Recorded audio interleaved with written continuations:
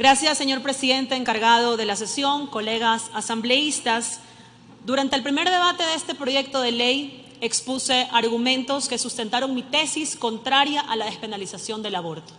Hoy, frente a las 5 causales que están nuevamente proponiendo, quiero simplemente referirme a la despenalización del aborto por violación, porque creo que es la que más notoriedad ha alcanzado en estas últimas semanas, en estos últimos meses, en realidad, en el Ecuador.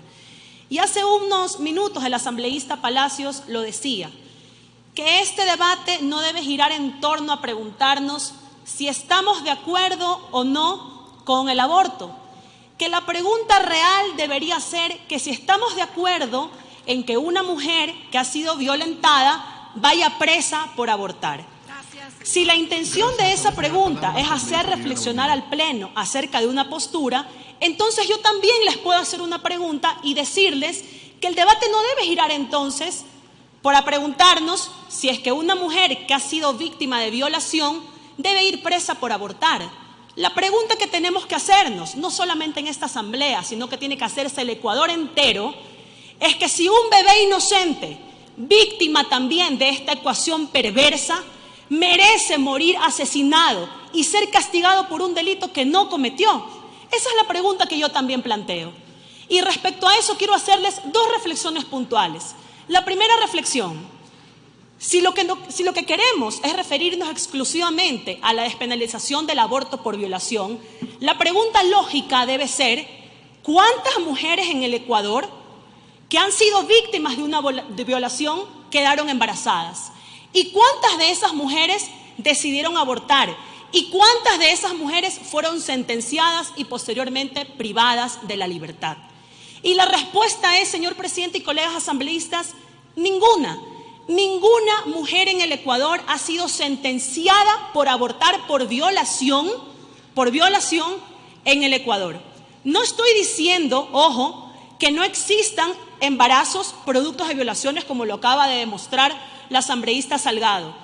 Lo que estoy afirmando es que de la revisión de expediente por expediente que constan en el sistema informático del trámite judicial del Consejo de la Judicatura, sistema SADGE, evidencia que los casos de mujeres que han estado sentenciadas por abortar, ninguna alegó haber sido víctima de violación. Esto quiere decir que esos embarazos fueron productos de relaciones consentidas, pero también les quiero mostrar unas diapositivas que sustentan esta intervención. Es importante recordar que el COIP tipifica en 3 artículos el aborto con muerte, el aborto no consentido y el aborto consentido. Nosotros tenemos que guiarnos en este debate puntual en el artículo 149 y específicamente, la siguiente diapositiva, por favor, hacer una distinción en este artículo, porque el primer inciso se refiere a la pena de la tercera persona que haga abortar y en el segundo inciso se refiere a la pena de la mujer que aborta voluntariamente. Este es el inciso que tiene que guiar este debate. Con este antecedente es importante conocer entonces, y ahora que les he dicho, que no existen mujeres que han estado privadas de la libertad por haber abortado por violación. Queremos conocer entonces cuántas mujeres en el Ecuador han estado privadas de la libertad por haber abortado sin que haya existido de por medio una violación.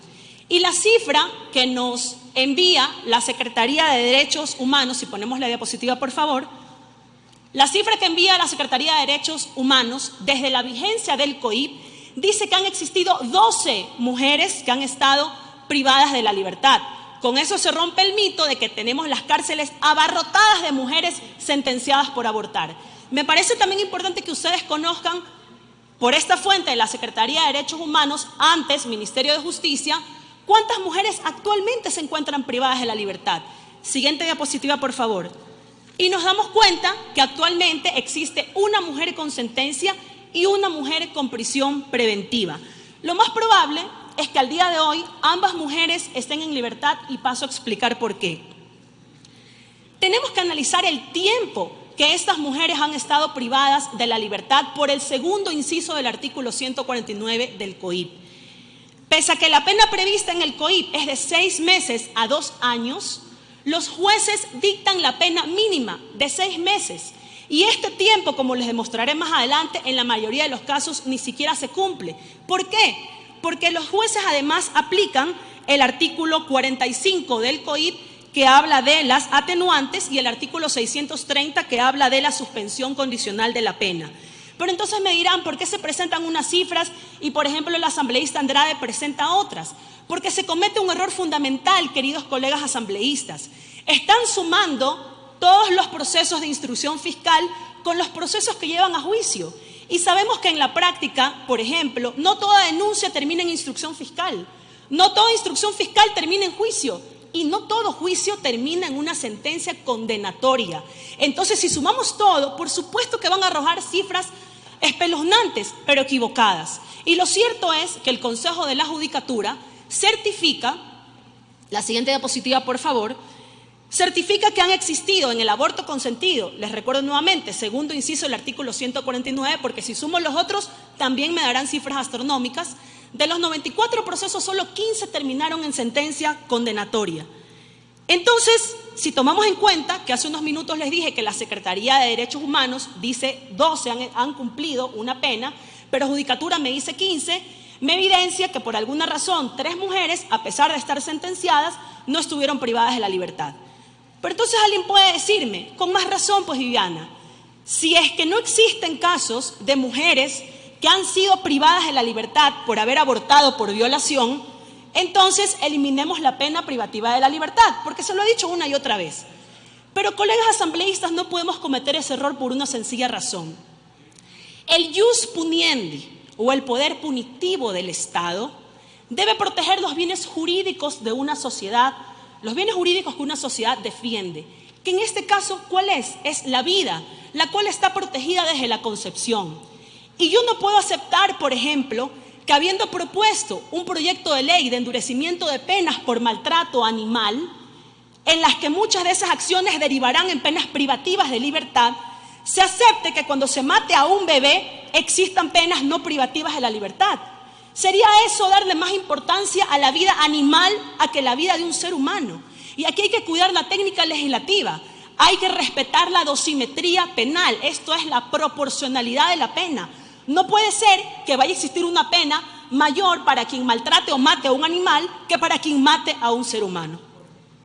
Segundo, y esta es la última reflexión que hago también por tiempo, otro argumento que aquí se ha expresado, y lo dijo el asambleísta Palacios, es que se quiere despenalizar el aborto por violación para proteger los derechos de las mujeres, la que aborte hasta la semana 14, para que no vaya presa. Entonces yo le pregunto al asambleísta Palacios, la reforma que han propuesto tiene un límite legal, 14. ¿Qué pasa con la que aborta la semana 15? Con la que aborta la semana 20. Ahí ya no la defienden, a esa sí que vaya presa. Fíjense ustedes en estas cifras que han sido obtenidas en base a la información que la Judicatura ha proporcionado y que se encuentran desglosadas en el sistema SADGE, las 15 sentencias condenatorias de prisión bajo el COIP. Ninguno de estos casos es por violación. Pero para este ejercicio, asumamos que los 15 casos son por violación. Si esta reforma estuviera vigente, la que la mayoría de este pleno quiere aprobar, quiero decirles que la mayoría de mujeres que actualmente o que estuvieron privadas de la libertad seguirían estando privadas de la libertad, porque la mayoría abortó post semana 14, es decir, fuera del límite legal que se intenta poner aquí en la Asamblea Nacional. También dijeron que hay que despenalizar el aborto por violación para evitar la clandestinidad.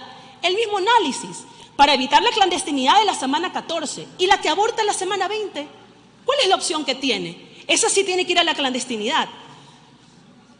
Colegas asambleístas, para concluir, como lo demostré con cifras en mi primera intervención, y que ahora muchos asambleístas recogen ejemplos de otros países. Un minuto, asambleísta. Termino. En donde tienen despenalizado el aborto e incluso el aborto por violación, quieren que nos sirva de ejemplos, olvidándose que en esos países existe un problema de violencia sexual que no ha disminuido, que en muchos de los casos se ha incrementado. Colegas asambleístas, la defensa de la vida no admite interpretaciones. Sé que mi posición es la minoritaria, pero también sé que es la correcta. No niego que sean reales las cifras de violación que está presentando el asambleísta Andrade, pero no se puede justificar un delito cometiendo otro. Ninguno de las 26.131 casos de denuncia de violación, no es aborto por violación, de violación, disminuirá desquitándonos con el ser inocente que está en el vientre de la madre. ¿Qué podemos hacer, colegas asambleístas, desde nuestra esfera? Muchísimo.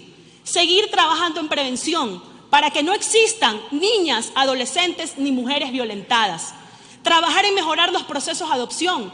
¿Por qué no presentar un proyecto de adopción desde el vientre? Endurecer las penas a los violadores y entender que la solución a los problemas de violencia sexual en nuestro país, esa búsqueda de esa solución le corresponde a la sociedad en general, le corresponde a todas las funciones del Estado, a sus instituciones y sobre todo a las familias. Gracias, presidente.